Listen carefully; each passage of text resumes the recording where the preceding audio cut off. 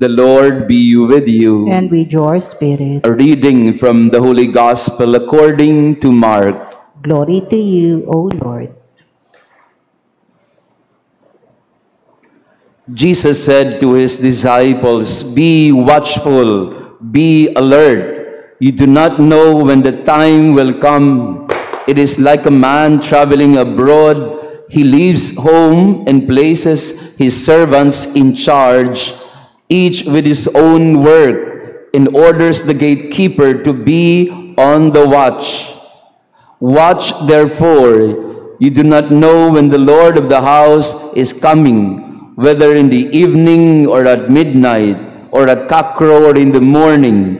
May he not come suddenly and find you sleeping. What I say to you, I say to all, watch." The Gospel of the Lord. Praise to you, Lord Jesus Christ. Please be seated. Magandang umaga sa inyong lahat, mga kapatid. Good morning. Good morning. Pakibati din ng good morning ang ating katabi. It's a beautiful Sunday morning. We have started the Advent season at malapit na din po ang Pasko. At ang inuulit-ulit na salita sa Ebanghelyo ngayon sa unang linggo ng Adbyento ay yung salitang watch.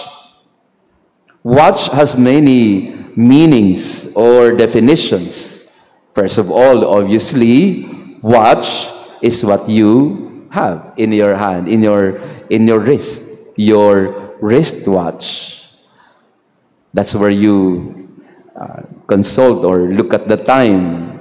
Watch can also refer to what you watch on TV or what you watch in Facebook or watching Netflix or whatnot. So it's something that you watch. But here in our gospel today, the word watch is used not in terms of ordinary seeing or visualizing. Watch is a warning. It is to say, alert, be on guard, watch out. Meron din tayong mga ginagamit na watch your head, watch your step, watch where you're going. This is all warning to us. Watch. The Advent season is a time to watch. Not to watch because we have a movie to see, but to watch out, be on guard. Because as our gospel today tells us, he may come anytime, and we should be ready for his return. Like the master of the house who went abroad, he will come at a time when we don't expect, like a thief in the night. And if we are not watchful, if we are not vigilant, we will be caught by surprise. And we are not ready, and we will be left behind. The Advent season is a time of watching, a time to prepare for the arrival of the returning King, and a time to look back to the first coming of Jesus at Christmas time. Ito yung pinaghahandaan natin. Ito yung pinagmamatyagan natin. Ito yung ating gagawin sa panahong ito. We will try to make our hearts ready for the coming of Jesus, both in Christmas time and in the end times, when he will come again to make an accounting of our lives and to judge us all. Pakisabi nga sa katabi natin, watch. Ano yung watch mo? O hindi yung Rolex, no? Or watch, kung hindi, watch meaning watch out. Papasko na naman. Watch your diet. Be careful. And sinasabi sa atin na kailangan tayong laging maging handa sa pagdating ng Panginoon. Yesterday, medyo ako inaantok kasi I attended a Christmas party, and one of those who were there consulted me because she just lost her husband. Wala silang kahinahinala na may sakit pala. Wala silang kaalam-alam na may karamdaman pala. And just like that, he's gone. No one can really tell and no one can really predict when, how it will arrive. Sa unang linggo ng Adbyento, hindi muna Pasko o ng pagsilang ang pag-uusapan natin. Ang pag-uusapan muna natin ay yung paghihintay at paghahanda sa kanyang muling pagbabalik.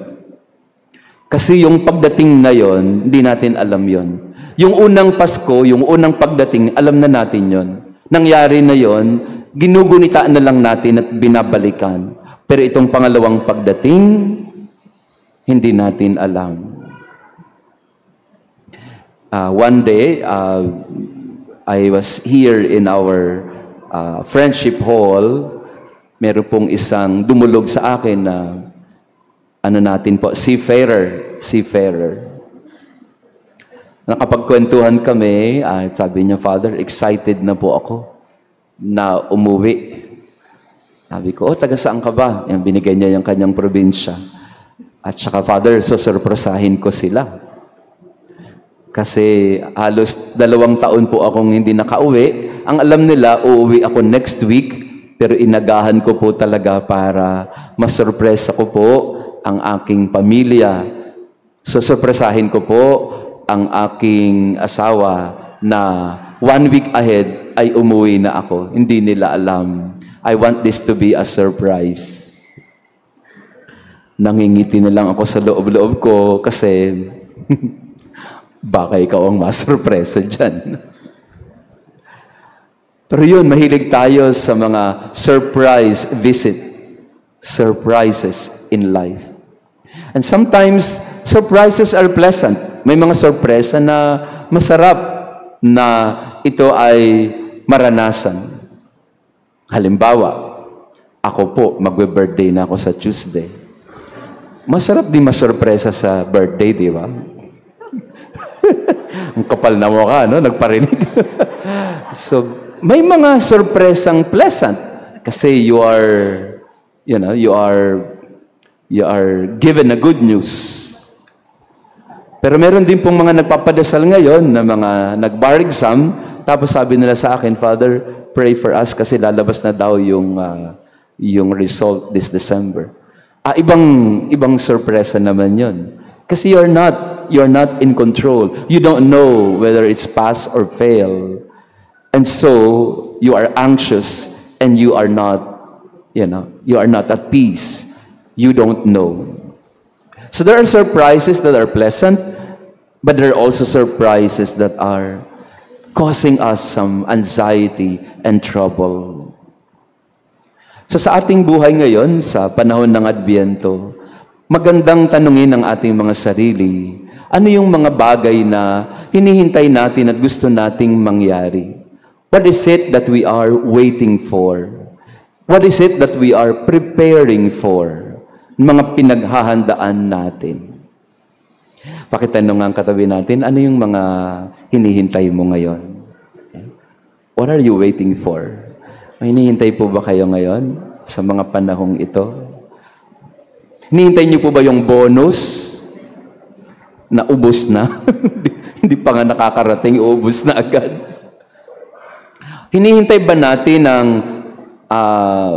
kasagutan doon sa mga hinihintay o mga hinihingi natin? Halimbawa, yung visa approval. Kahapon ay, nung Friday, a couple came to me and sabi nila, Father, pray for our daughter-in-law kasi nasa delivery room na po siya at hinihintay na po namin yung baby. And then kahapon, nag-message naman siya, Father, it's a boy. Yan. Marami tayong mga bagay na hinihintay at maraming beses sa paghihintay natin nasusurpresa tayo sa sagot o sa tugon o sa mga nangyayari. There are things that we can prepare for, but there are a lot of things that we can't. There are many surprises in life that we are not able to readily prepare or to readily be at peace with ourselves. Halimbawa po, nung isang araw. Ginulat tayo. Hindi pa talaga ako prepared. Kasi sayang yung 11 years, no? Parang sayang naman, no? I was hoping na hindi totoo, chismis lang, pero nung kinonfirm, totoo na nga. Nakasama ko kasi yung mga batang to sa Bali nung nagkasal ako sa isang artista, no? Kaya nasaktan po ako personal, no? May mga sorpresa ang buhay na hindi natin nagugustuhan, na hindi natin napaghandaan. Pero ang laging hamon sa atin ng Panginoon ay, kapatid, just be ready. Yeah, there are things in life that you can't really be ready, but you have to be ready all the time. May mga tao po na hirap sa readiness. Di ba? Sa totoo lang. May mga tao na they find it hard to prepare themselves. And so when it comes, they don't know how to handle it. Importante po sa buhay, I think it's a very important life skill for all of us to know how to prepare for anything and for everything. Sometimes when we control everything in our life, when we take charge of our life to the minute details, it would be very hard for us to adjust. May mga personalities po na hirap mag-adjust when things don't go their way. They want everything to be prepared. Sa mga nagta-travel po, for example, may mga tao na ang travel nila ay December, March pa lang, ready na yung kanilang bagahe. Kasi they want everything prepared to the detail. Meron ba kayong kasama sa bahay na ganyan?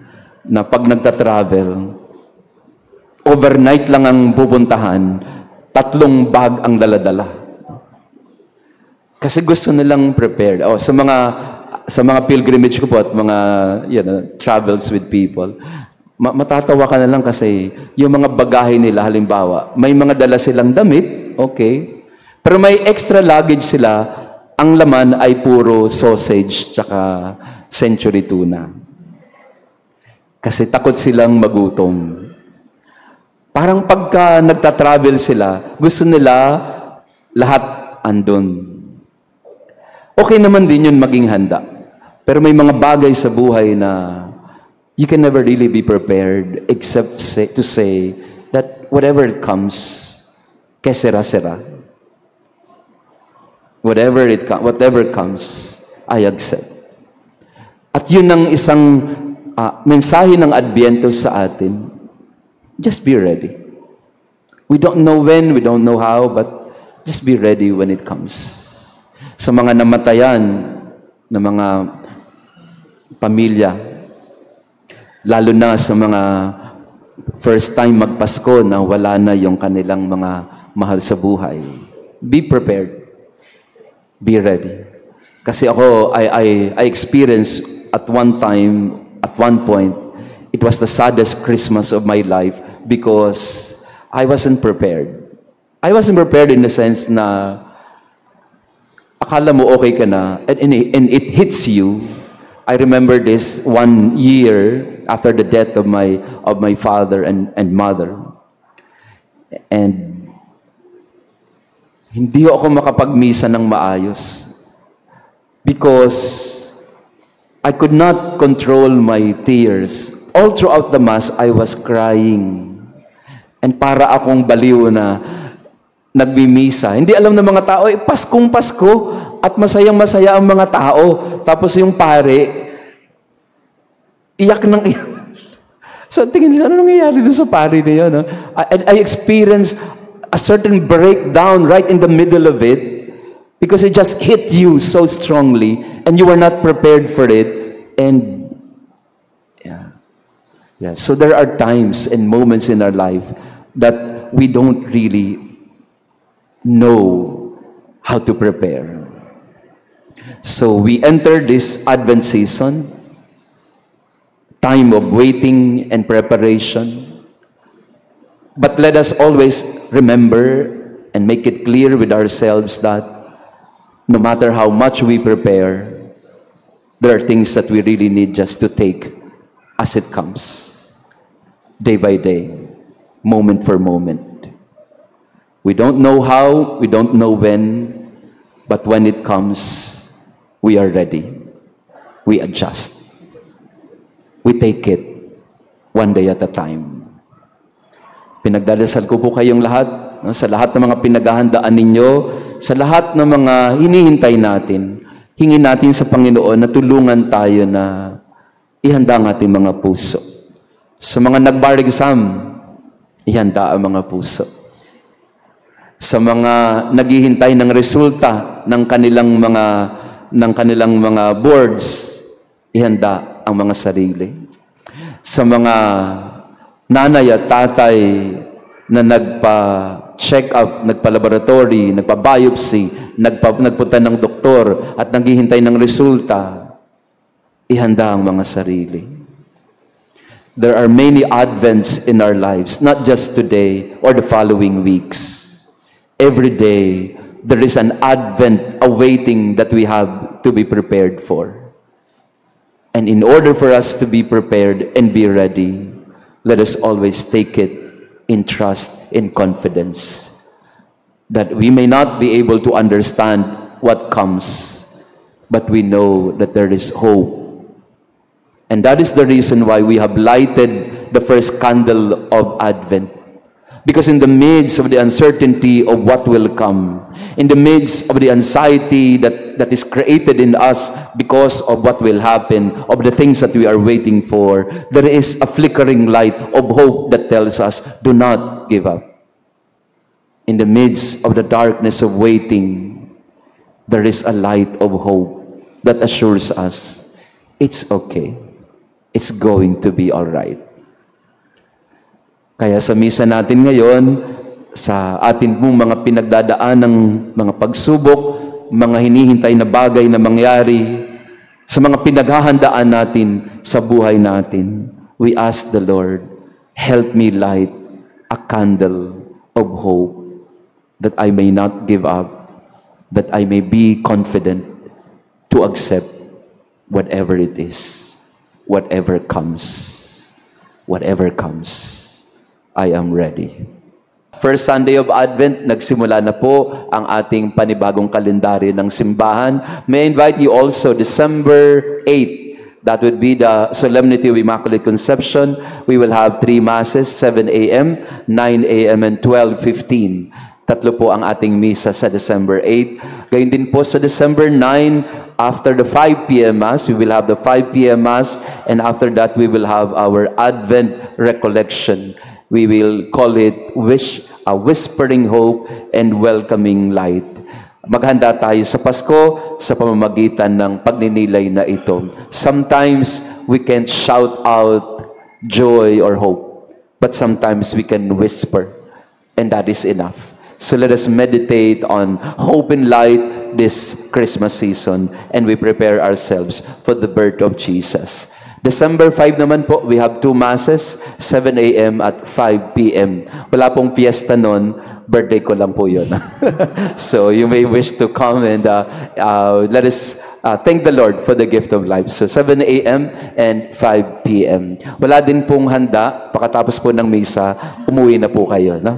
Magpasalamat lang tayo sa biyaya ng buhay. Salamat din sa ating mga offerers, sa Gurit family, and to our to the family who lighted the first candle, Flores family. Maraming salamat sa inyo.